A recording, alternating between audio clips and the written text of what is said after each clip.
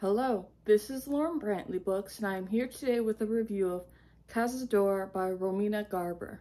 This is a sequel to Lobezona, so please watch my review of that book first before this one. If you're all caught up, let's talk about Cazadora. Cazadora picks up right where Lobezona ended, with Manu and her friends on the run from the magical law enforcement known as the Cazadores. As we learned in the last book, Manu is a half-human, half-Septimus hybrid, with her mother being human and her father being a Septimus. Hybrids are illegal in Septimus society, and the punishment for being born one is death. So Manu's on the run for her life. In order to lay low, the group head to the city of Carana in Argentina. Here they search for hiding places, but soon find it difficult to stay hidden. They also hope to find the Coven in Carana.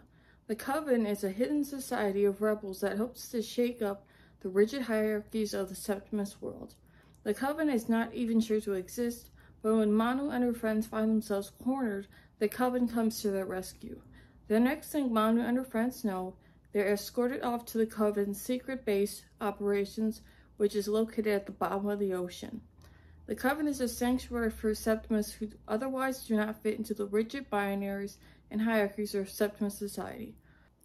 For example, one of the Coven Septimus is transgender.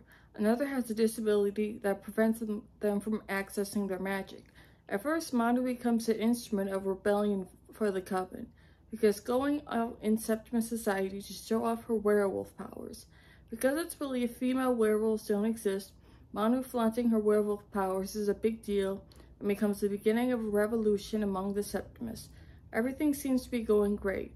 Manu finally has a pack that accepts her, and she gets to show the world who she really is. However, once the secret of Manu's hybrid status gets out among the Coven, the once supportive Coven suddenly turns on Manu and her friends.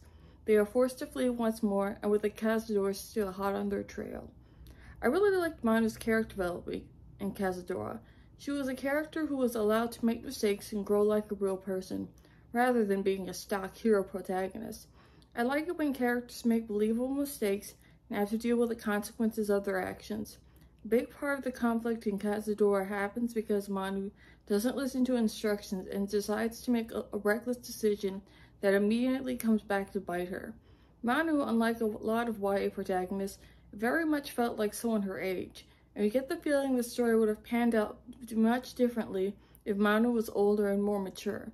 However, Manu very much comes into her own during the story, and takes charge of her destiny in a way that was very satisfying to see. Her journey is centered around her need to rebel against the strict traditions of Septimus society in order to create a place for herself and other marginalized people. Manu may be the chosen one of the story, but she is made anything but welcome in this magical society. Her journey is about finding a way to dismantle oppressive systems rather than simply learn to live with them or remain in hiding. The book goes where few YA books go. It advises that the only solution for an unjust society is to replace it with a better one rather than settle for empty reforms. This puts it leagues above a lot of other YA books which often assert that a bad system can be reformed by a few good actors, usually a band of scrappy teenagers. There's a heavy dose of realism in how Romina Garber handles the topic of injustice in Cazadora. Septimus society, like our own, is shown to be fundamentally unjust from its core. Instead of just having a few heroes step up to single-handedly change things, Romina shows us that change is never that simple. Instead, Manu and her friends are able to shake things up by the end, but their work is still far from done, and by the end, this unjust society is still very much still standing. The ending to this book is almost a downer, as it shows that creating a just society is something that can't be done with just a few courageous acts. Instead, by the end, the characters have merely taken the first steps to creating a better society. Most YA books end with the oppressed government single-handedly overthrown by the protagonist, but here the book ends with the protagonist barely escaping with her life and very much still a prisoner of the system. Rebellious acts weren't in vain, however, and the seeds of change have very much been planted. Time will tell where Septimus society heads next. Manu and her friends are going to be part of a multi-generational fight for change, one that very much is going to take more work than just the actions of a few teenagers. It's a stark change from the power fantasies YA is known for, but it's a much needed dose of realism when it comes to societal change. I definitely recommend Cazadora. Hope to see more from this series. I think this book has a lot of timely messages about society, change, injustice, and growing up. It's definitely a standout among YA literature.